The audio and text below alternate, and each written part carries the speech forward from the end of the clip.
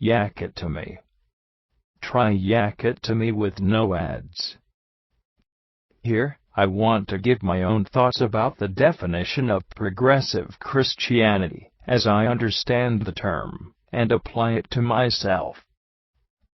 Basically, and at the risk of oversimplifying, most evangelicals believe that the Bible is the inerrant, infallible Word of God, and the very foundation of Christianity.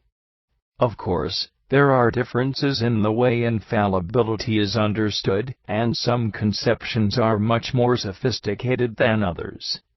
Yet, the large majority of evangelicals agree that whatever stands in the Bible must be devoutly believed in, even if this leads quite a few of them to conclude that genocide and the butchering of babies is sometimes okay, or that God predetermined many human beings to end up in hell, where they'll suffer eternally for sins He preordained them to do.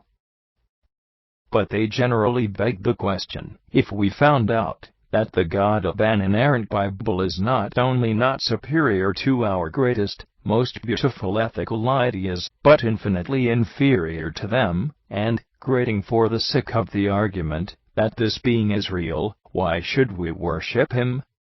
And why should we call Him God anyway?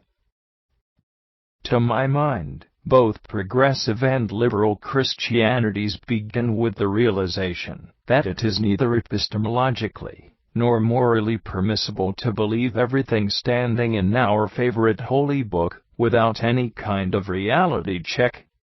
Our faith should always welcome facts from the external world and from our undeniably true moral intuitions to correct and possibly abandon our theological doctrines. If we don't, we cannot bring up a coherent answer to Sam Harris's contention that religious people would systematically slit the throat of every girl with red hair, if God said so in their sacred scriptures. Liberals believe that miracles are impossible, or at the very least extremely unlikely, and that we should interpret the resurrection as a psychological experience of the first disciples.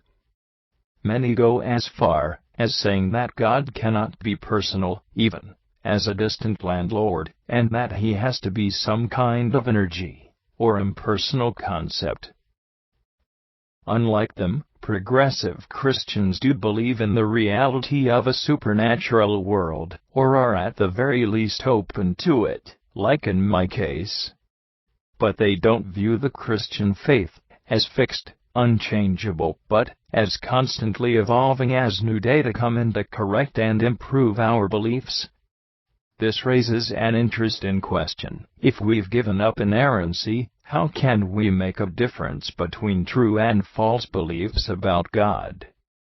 While I cannot pretend to speak for every self-described progressive Christian, my response would be that 1. God has necessarily to be a perfect being.